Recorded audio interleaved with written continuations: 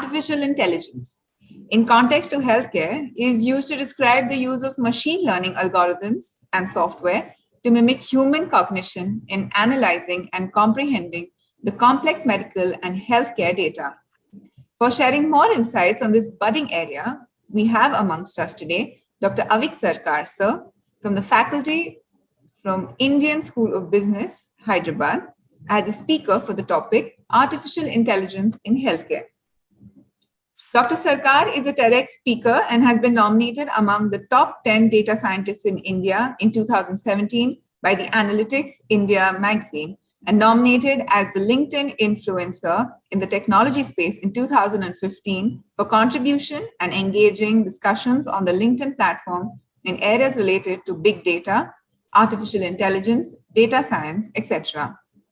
Dr. Sarkar is involved as an advisor at various government committees like the Bureau of Indian Standards, Committee for Setting Standards for Artificial Intelligence, Analytics Advisory Committee for Government e-Marketplace, Technical Advisory Committee of Census 2021, and advisor towards setting up Data Analytics Center of Excellence by the Government of Assam. Sir has held diverse roles and positions like product strategist, scientist researcher, policy advocate, etc., etc., and etc. in understanding customer needs to target analytical solutions. Dr. Sarkar has also formerly served as the head of Data Analytics Cell, Niti Aayog, under the Government of India. Welcome, sir. We have amongst us Dr. Rajiv Yerodikar, sir. Sir, would you like to say a few words? Yes, Dr. Avik, good afternoon. I'm Dr. Rajiv. I'm the Dean of the Faculty of Health Sciences. Thank you for accepting our invitation. I'll just add two comments to get a broader view of the Symbiosis International University. One, we've got a Symbiosis Statistical Institute, which offers an MSc in Applied Statistics, and it will be a delight for me to connect you to Dr. Sharvari Shukla, the director of the institute, where I'm sure like-minded synergies can come to the table for the betterment of statistical approach. And this is something which we've been trying to foster every time in the students whenever they're indulging in research, that data is a gold mine and is going to be the currency and should be the currency of the 21st century. So anyone who's in possession of data is the richest man. Point number one. Point number two is the right processing of data and the use of right statistical tools and the application of right statistical tools at the right time before any research study or project is commissioned or a research paper is contemplated to be written. And this is what we are grappling with faculty members who engage in a very good, ambitious and a very fruitful project and a research paper, but probably because of lack of understanding and appreciation of the importance of statistics, do not engage with the statistics in the initial stages, only to have the project faulted on research methodology or statistical analysis. So that is something which we do want to propagate as an approach at the Symbiosis International University. And another point of delight, I'm sure to you, would be that we have established a Center for Applied Artificial Intelligence. Unfortunately, your co-host for this session, Dr. Ketan Kotecha, the Dean of the Faculty of Engineering, the subject expert in Applied Artificial Intelligence, is down with COVID, so he cannot participate today. But we would like to express and again explore the possibility of synergizing on the Center for Applied Artificial Intelligence, which is dealing on various projects, which we're talking about machine learning, deep sense learning, adaptive agility, and many of the 21st century skill sets, which we talk about inculcating in the workforce of suited to the 21st century in the healthcare or otherwise. So it's an absolute delight to have you, Avik, and we look at engaging with you beyond SimHealth 21. Thank you for accepting our invitation. Thank you, Dr. Rajiv. It's really nice to see that this conference has been organized in such a timely manner. And thanks, Dr. Kazi, really long and descriptive introduction. I think people would have fallen asleep after the lunch for it's a long introduction that you are giving. So I think let me start. So I think this is a very important area. Today I couldn't take the session before lunch because I was teaching my course, which is on the application of AI across sectors in business and society. And we are talking about the challenges that are there in the healthcare sector in India. There are a lot of challenges because there's a lack of available data, there is lack of available expertise on institutions which understands both possibly healthcare to the good extent and also to AI. So I think this is a very timely event that is happening, and I would like to congratulate Symbiosis School for this. And with that, let me start sharing my screen, and I can then start with the. So healthcare applications in AI are enormous, and we will be talking about some of them. But when you talk about healthcare in AI, it also brings in a lot of responsibilities to the person who is developing those solutions. So I also want to touch upon those ethical aspects when we talk into healthcare applications. And while your researchers, faculty, and your applied center is engaging on developing some of these healthcare applications in AI, they can also be conscious of those aspects going forward. So with that, I will start. So the talk is basically divided into two sections. One is that I look at the high level view of AI in the country, in the healthcare context, what is happening, talk about some of the very popular applications that are being piloted today in India by various firms, and what are the benefits that AI has to occur. I talked to you about a few AI applications because then I also want to go and talk to you about the societal aspects and how you can be aware, because healthcare is a very critical domain. It deals with people's lives. How can we be aware about the ethical and the societal aspects of healthcare as we go forward? So a lot of this starting happened when I was a part of the team at Niti Aayog, as Dr. Razi just mentioned. We were working on the national AI strategy, and in the national AI strategy, one of the main focus area that came out from Niti Aayog in 2018 was on healthcare. So in the national AI strategy, we talked about centers of transformational AI. And this was the type of the centers that we talked into. Center for Research Excellence, as Sir was just mentioning, research is very important on these areas. So Center for Research Excellence, who will develop these core technologies around, say, machine learning, computer vision, natural language processing, the type of audio processing that might be required for a certain type of area. So that's the first important thing. Center in Research Excellence, or core as we call it.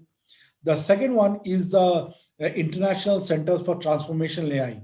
Transformational AI centers are the one which would take these basic concepts like the natural language processing or text mining and then apply it to a sector or domain. So like healthcare is the context that we are talking about here, but you can also use it in agriculture, you can use it in education technologies, you can use it for making your city smarter. And given that you are all based in Pune, Pune has done a lot of innovation on the smart city.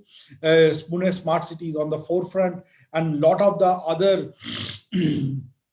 other smart cities that are there in India are actually learning a lot from Pune and the type of innovation and hackathons that Pune smart city has brought. This is also the use of AI in a different domain. So that's a lot to learn from your own city yourself.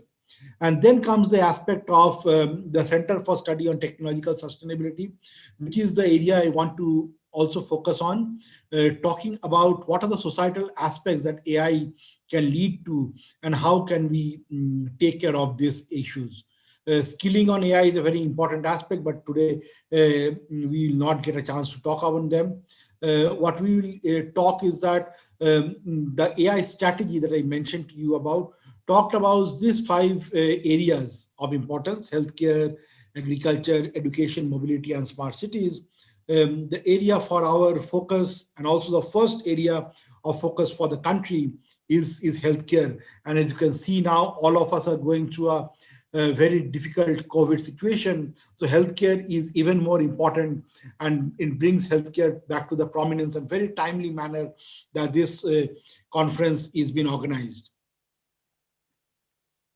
moving on to the details, I just wanted to talk to you about the broad areas on which AI and robotics can be used in the healthcare area.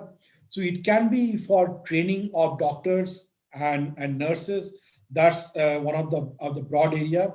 Then it can also be used for your research purposes. It can be used for end of life care, like instead of sending a person to a home, you can use end of life care, monitoring certain vital aspects remotely and providing treatment. There's a lot of this happening on the West on how the treatment is given.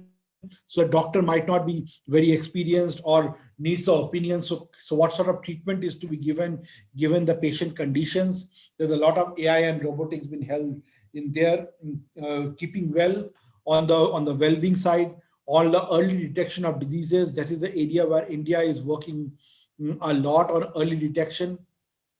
On diagnosis is very important area, because often what we see is that people get diagnosed with a disease much later in the process. So how can the diagnosis happen early? And the last one is on decision making. Any sort of decision making in a healthcare thing. AI is basically an intelligent machine that helps you in intelligent decision making. So how can we use that tool for our disposal? There are a lot of applications that we talk about, and I will start with some generic applications which are very popular, which I have worked on across the globe outside India before I come to the Indian application. So identification of high risk patients. So if you know the patient history over time, and you know what type of events happen in the life of a patient, you can study these data for a long amount of time and identify based on what conditions you have, what are the type of comorbidities that you might likely have, even though you might not have tested for them, what are the type of comorbidities you might have, and from there identify the high risk patients who are there. Identification of high risk patient is very important aspect, because if you can identify the high risk patient, then you can isolate them and take special care for them.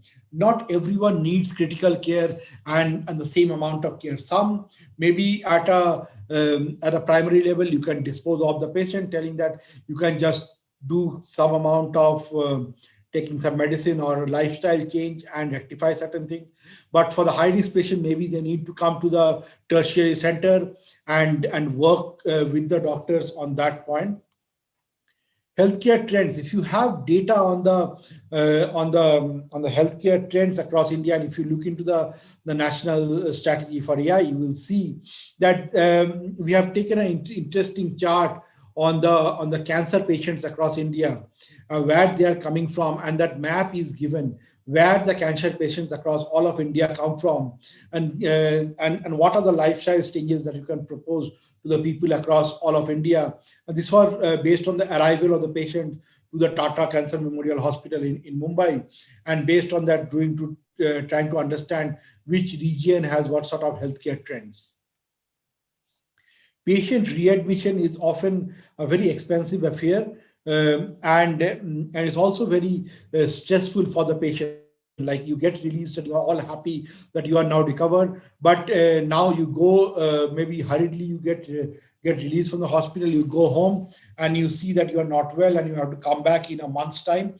Often such cases happen because the patient is released while the patient has not fully recovered. If the patient would have stayed maybe for extra 2 or 3 days, the patient could have avoided coming back maybe a month later and spend another week there.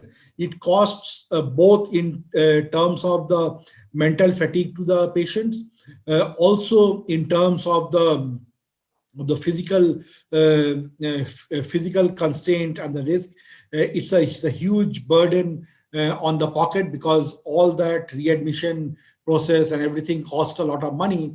If you had stayed maybe 1 or 2 days extra, you would have fully recovered. Instead, you might need to spend again the double amount. Previously, you could have spent just 5% more and you would have rectified completely. Now you will end up spending possibly double for the same amount of treatment. Insurance companies are very bothered about it. In the Western countries, patient readmission is looked upon in a very serious lens, because it is considered that the hospital didn't do a responsible job in releasing the patient, and they are penalized to a large extent if the patient gets readmitted within 2 or 3 months, until it's a very genuine case. So there is a lot of constraints, both a lot of impact of these things that falls on the patient, on the healthcare ecosystem. The healthcare ecosystem previously, it was occupied for 1 day, now it is occupied for the 7 days later, and also the risk on the insurance players. So how can we reduce that? Medical transcription services. Often what we require is that the doctor writes the transcription in digital format, but that doesn't happen in most of the cases because the doctor has to serve a lot of patients. So can we actually look at medical transcription services using things like Alexa or Siri or those sort of technologies that are there? I see a few raised hand. Maybe I will just stop at the end of the session so that I can take the questions, also in the interest of time. The medical chatbot is a very emerging concept where you can possibly get the first level of consultation from the chatbot based on things of this nature. So medical chatbot services are very important. The last one I want to talk to you about, predictive asset maintenance. This doesn't directly go into healthcare per se, but if you look into the hospital setup, there are very critical instruments that has been under use on a regular basis. If one of those critical instruments fails, even for a day, it can mean a loss of life to many, many people. So it is also very important that this is pure machine maintenance. You just look at the logs of the machine and try to predict whether the machines need some maintenance or not, so that you can take some proactive maintenance on the machine rather than the machine breaking down and your whole hospital operations, because they're dependent on the machine, are stopped for 7 days or 1 month because of this. So you try to take the predictive approach and plan for your services before something actually bad happens. So early disease detection is something very, very important. And why this is very important in India, we see there is a tendency. We might all take our cars for a scheduled operation and maintenance or servicing, as we tell, on a regular quarterly basis or on a 6 monthly basis, but we often don't take our physical health and ourselves for a regular maintenance. What happens is that the diseases get accumulated and it gets identified at a very, very serious stage. When it reaches, then it gets identified. So the reason when it gets identified at a very serious state, then the chances of recovery are lesser. Even if the chances of recovery are lesser, the amount of money you have to spend, money and the effort is huge. The load on the hospital ecosystem is much more. If something is detected in a small manner, you can possibly take some medication and do some lifestyle changes and can avoid that that disease condition. But if you leave it for a long time, that might lead you to hospitalization, spending time in the hospital, a lot of money being spent, a lot of stress for you and the whole family, a lot of insurance money gone, and the whole ecosystem get wasted. How can we reduce all of this? Early detection of diseases, early detection of heart disease was one of the pilots that Nitya had run with some of the leading hospital chains by looking at some basic health parameters and trying to see whether, based on this health parameter and blood parameters, you can give a risk to the patient, risk score to the patient about how good or bad is their heart condition, and then suggest them that they should either not worry about it or go for a checkup now, or then they can go for a checkup 1 year down the line. Some sort of simple recommendation of this nature is given. And this is something that can be done very easily with a single prick, a single blood test, and measuring some 20 other vital parameters. These are the type of things that helps in early disease detection. Very easy, very easy to implement using AI, and very effective and impactful. The next one, I'm sure a lot of you already know, because Google, Microsoft, IBM has all entered this space of diabetic retinopathy. In diabetic retinopathy, what happens is that your eye image is taken by the technician when you go to the ophthalmologist. The ophthalmologist at the back end looks at your eye image and then takes a call on what has to be done and whether your eye has diabetic retinopathy or not. So this is the this is what is been done with in diabetic retinopathy. So this is in this case also what can be done. This is a very good computer vision task where the computer can identify which are the areas which have diabetic retinopathy and which doesn't have, and the type of problem that the computers can solve very well. So can we use this setting for the computers to work and to solve this problem? So diabetic retinopathy is a very interesting problem which computers can solve much better, and along with humans in the role, they can also help them. Breast cancer screening. Breast cancer screening is a big problem in India, and there are also stigmas attached to it. This is for women, and women don't want to go because of the loss of their privacy and things of that nature. They don't want to go to the doctors and get it tested even when they have a lump, which is a major for serious concern. So this company Niramai has come up with a process which is non-invasive process, radiation free. You do not have any radiation, just an X-ray image is taken, completely privacy sensitive. The lady can go under inside a curtain, and there will be a camera that will take the radial scan. It's not the actual image, but a radial scan, thermal scan that has been taken, and this whole process is AI based.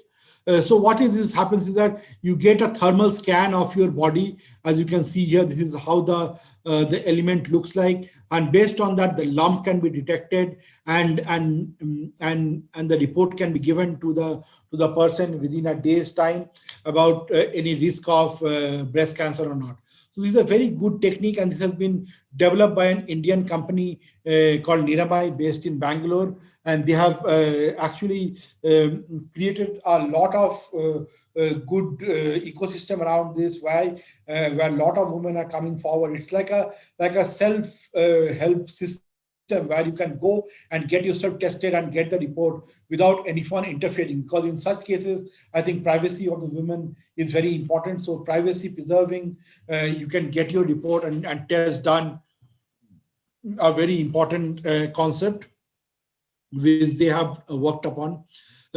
Coming from women, the next thing I want to talk to you about is about child health. So the Anganwadi and Asha workers have to measure the height, weight, and the head circumference of the kids every month they visit the Anganwadi center. Now, this is a very tedious activity because you have to put the child on a weighing machine, weight it, measure the height, and also the head circumference of the child. Head circumference is very important to measure the stunting and wasting. I saw you had a session on nutrition later in the day. So these are concepts that people there will understand, stunting and wasting. So to measure this takes a lot of time for these people. So what they have thought of as an alternative is to take a 5-second video of the child, and based on this 5-second video and looking at the density of the child, you can actually estimate the weight, height, and head circumference of the child. So that is what is the innovation that is happening using AI. This has been developed by Wadhwani AI, again a company which is based in Mumbai. They have innovated this. They have already piloted this in Uttar Pradesh, and they are doing very good in the pilots on this front. So this is a type of innovation which actually saves time for the Anganwadi workers, and the data is directly registered in the logs. So there is no cases of data being fudged. Often one you will find these Asha and Anganwadi workers are really overworked, so they do not get the time to possibly enter this record enter this in the record, due to which they put some average numbers in the registers. So instead of doing that, here the mobile phone directly measures it, and based on it, it puts it directly into the system. So it actually saves the time for the people who are involved. So now from healthcare, let me look into the stakeholders of an AI system. And I come to the ethical aspects of AI and societal aspects, and that's why I want to mention the stakeholders. So who are the stakeholders in an artificial intelligence system when it is running onto the field? The first stakeholders are the citizens, patients, farmers, students. So wherever you are applying, if you are applying it in healthcare, it is the patients. If you are applying it on the citizens in general, it is the citizens.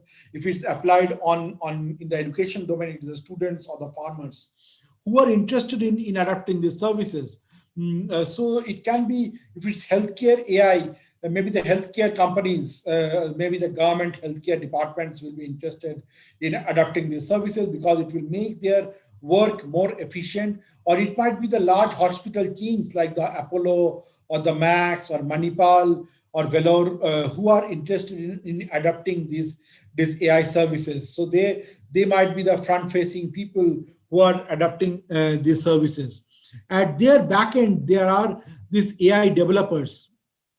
And these AI development companies are the people who have possibly developed this code base, like the TensorFlow is developed by Google, or say Facebook, or some other companies who have developed this AI platform. And there are people who have also made data available, or this might be services companies. These companies might take the services of other people. So these are the services companies which has developed the AI solution for us now. So these are some of the things that we can see are there. And then there is the role of the government and the regulator, whose roles are very different. Their role is to ensure that there is a vibrant AI ecosystem in the country. That's number one. And also ensuring privacy of the citizens. That's number two. So while doing AI, no citizen should be harmed. And also ensure that there is a vibrant innovation ecosystem in the country. So there are different type of stakeholders that we see in these pictures. Now, how do we balance the interest of the stakeholders? So there are one group of stakeholders like the AI developers, the corporates, the hospitals, who want a lot more citizen data or patient data and want to realize the benefits of AI. On the other hand, there are the citizens who are bothered about their safety. When I go to a hospital, I am not bothered about whether I am treated by a robot or a doctor. What I am concerned about is that I should get the best healthcare service possible. And then I also look into whether the healthcare aspect has been safe for me or not. Privacy, I also want to ensure that my privacy is kept intact and my data is not shared with anyone else. Government and regulator also has an important role to ensure the privacy and the citizens aspect are taken care of completely. So when we look into balancing the stakeholders from an healthcare perspective, we are looking into three issues primarily. One is how can we realize the benefit of AI? As we all hear, AI is a very emerging technology. We should all realize the benefit of AI. We should use it for healthcare. We should try and do a lot of the things. But while you are realizing the benefit of AI, are you concerned with the patient safety also? Are you completely conscious that the patient whom you are serving through this AI, whether it reduces your cost, increases your effectiveness, increases your productivity, is the patient safety ensured? That's number two. And are you also taken care of the ethical concerns completely? So these are some of the things that that are there. I think there's some question. So end user. So if you talk about end user AI application, who is using the AI application is the first question that we ask. For a healthcare AI application, if you are using it, who is using it? Is it the healthcare professional? If a healthcare professional like a doctor is using it, do they inform the patient that they're using an AI? So today I go for a consultation for a doctor. The doctor sees me and then provides the information.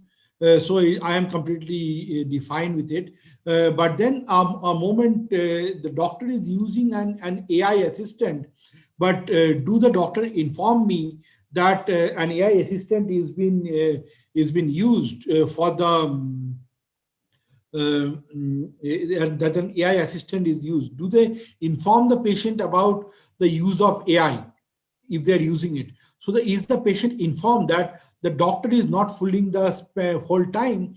It is a combination of the doctor and some AI tool that I am that I am being served through. So now comes to the perspective of the doctor and the patient. Now say previously the doctor was looking at the patient for 10 minutes. Now when the doctor has an help of an AI machine, the doctor can serve the patient maybe in 5 minutes. Will the doctor take half consultation fees because he's only spending half time with the patient? That's one perspective. The other, if I look at it from the patient perspective, the doctor was previously spending 10 minutes. Now he's spending only 5 minutes. In that case, should the doctor charge half? That is one perspective. Now, if you look at it from the doctor's perspective, you will see the doctor had to invest in an AI system. So he can tell that previously I was making my decision just based on what I understand. Now I have an intelligent AI machine which is giving me much better computation, much better information about your health, and the recommendation that you're getting is actually much better. So instead of you paying me half, I want to charge you more because I am using an AI machine, and the recommendations that you're getting from me and the AI machine combined, because I paid for it, is I have invested in it, so I need to charge you more, or should the charges be the same? So these are some of the ethical questions that we need to understand when the AI component that you are working on moves from the research domain to the field where it is productized and is interacting with people. How do citizens and patients gain awareness of it? So a hospital is using an AI solution, nice and well, and good about it. How do we make the patient and the citizen aware that what is happening? Is it completely the doctor-based recommendation, or is it doctor and the patient-based recommendation? So these sort of scenarios have to be resolved when we talk about AI applications, and these AI applications are going to the fields. So if you look into this, one is the end user application is what we are talking about. Next is that when to use AI healthcare. When does a doctor use AI healthcare? Healthcare AI, if you're talking about, what is it providing? Is it providing an improved alternative? Why is the doctor using healthcare alternative? Healthcare AI. Today, the doctor is surviving very well without using AI in healthcare. If tomorrow he is using an healthcare assistant, healthcare AI assistant, why is he using it? Is it an improved alternative? And if it's an improved alternative, does it improve patient outcome? Or it is improving the productivity of the doctors? So whom is it better for? Is it better for the patient, or is it better for the doctor?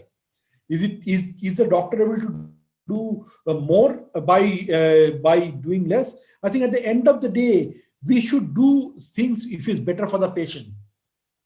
Coming to a very alternative scenario, if you look into, is that so should the doctor use AI at all or not? Given it might be better for the patient or better for the doctor, or whatever the scenario is. In the rural areas where there is no doctor and only a nurse is performing, can that be a viable solution, like an AI doctor serving the patient, because there is no better alternative available, and the AI doctor is the best alternative available? Look into any rural areas, you will see there is a lack of doctors in those areas. And that also brings me to the access to healthcare in India. If you look into the percentage of our population, urban 34% of the population rise, rural 64%, percentage of doctors are only 33% in the rural and 67% in the urban, and this is the cases that is happening. So this is the private sector consumption and the public sector. So public sector means the government hospital. In the cities, people, only 20% of the people are going to government hospital. In the villages, about 30% of people are going to government hospital, but the majority of the people are relying on private hospitals. So they actually have to pay a lot from their pocket for healthcare services. So under those scenarios, when is it a good option to use AI in healthcare? The first fear that we get into when we talk about doctors and healthcare is that AI technology will develop and will possibly replace doctors in the future. So that is a reality. So some of these things we might see that AI might replace the doctors, or we might see doctors are spending more of their effort in annotating the data rather than serving patients. So doctors might be spending more of their time annotating data to feed into AI system rather than serving patients. Will patients like these transitions? Will the patient be very comfortable maybe 10 years, 20 years down the line to be served by a robot, where the robot at the back end is being trained by a doctor? What happens is that now one doctor can possibly train 10 robots, and that 10 robots can go and talk to 100 patients. Previously, the doctor was manually only able to talk to 10 patients. Now, this doctor is employing 10 robots and can actually gain a lot of advantage. Will that be the reality that you are looking at when you're looking at healthcare in AI? I think what we are looking at is an augmentation model. Doctors use AI tools for productivity enhancement, for visual analysis, for prescription, and what sort of consultation will be allowed by the machine versus the physical doctor is something that the law of the land will allow. So that is the legal aspect, but I think the aspect of empathy and care that the human beings bring in will still remain over time. The next is the aspect of bias and fairness. So today, if I am training on a data for healthcare data, for say the data collected for the North Indian population, given that there are differences between the North Indian population and the South Indian population, that model that has been developed on data from the North Indian population might not work in the South Indian population, and that can be the reason for major bias in the system. So that is there. Even for racial groups, they can be left out, and comorbidities and other health conditions not captured. When you look at the medical records, when you look at a medical record, you might have visited a hospital 2 times. You visited both the time because you had a fracture in your leg, and that is the only data that is captured in there. But you might be going to another clinic for any ailment related to your blood pressure, or maybe something related to diabetes. But this clinic who is now looking at your data, they do not have a complete picture on your comorbidities or the other diseases that you have. And that puts you in a difficult situation that your data is not complete or biased. So another thing that you have to look into is that have a system where electronic health records, all patient data might not be collected in this record. And then when we are developing algorithms or AI system, there is a time between how much data you can collect, the cost element, the time to market, versus the accuracy. How accurate do you want your model? And I think businesses and hospitals, when they're rolling out solutions, they will have to take a call on this. Data privacy is a very important aspect. When you go for a consultation with the doctor, you are giving your personal details about your health. for the doctor to monitor you and to check you and to provide you guidance on the health. You are not providing your data to the doctor so that it can be used for machine learning or AI training purposes in the future. The data protection law that is in the draft phase talks about the purpose limitation when data is collected in digital format or any other format. And once that draft bill becomes a law, we will know how these things will roll out. There's also a recommendation from the Ministry of Health on the Digital Information Security in the Healthcare Act, the DISHA Act of 2018, which will play an important role about how healthcare record plays a role in the country. Explainability of the AI solution becomes very important. A lot of these algorithms are black box algorithms. If I am a doctor and I'm prescribing some medicine to my patients, I need to understand why, and I'm taking help from an AI system, I need to understand why so-and-so medicine was prescribed to the patient. And based on that only I can do my diagnosis and do the recommendation. Even if there is a doubt that is there, the person should know and the doctor should understand the reasons behind why a particular decision is taken. Otherwise, should never blindly follow the recommendations of the AI and give medication or do some healthcare activity. So there are black box algorithms, but they need to explain, and the doctors need to understand the AI as well as the AI needs to understand the healthcare domain. A lot of these objectives of these algorithms are to get the highest accuracy, often something that is explainable and has a lower confidence, has a high confidence, but is explainable, can also be considered. Accountability, when you're looking at a doctor and his patient, a doctor is using an AI solution through some hospital. The hospital took services from an IT vendor or an AI vendor who developed that AI solution for them. And then they used some software. They might have used some other data for training the model. So there are multiple stakeholders in the picture. So how do we know if something goes wrong? Who is liable in case of a problem? So that is who is accountable for the mishap. So we have to identify the reasons for failure in a black box scenario. The doctors need to be vigilant about the potential errors, and the doctors also shouldn't be over-reliant on automated decision systems. So these are some of the things that the doctor should definitely rely on. Medical negligence. If a doctor has done something out of medical negligence, there is a lot of awareness about this in the recent past. The consumer protection, patients have filed cases against doctors, and it's a very vibrant ecosystem of medical negligence in India. If we are talking about establishing negligence and reasonable behavior among doctors, there is an established standard for physical doctors. So there are three things that basically comes: whether the right course of treatment was taken, whether the doctor was skilled enough and followed the method that was best suited for the patient. So if the doctor followed these steps, and even though the decision was not there was a mishap that took place, the doctor will be saved from the law of the land if you can prove that the doctor followed these three steps, was a skilled doctor, took the right course of treatment, and was best suited for the patient.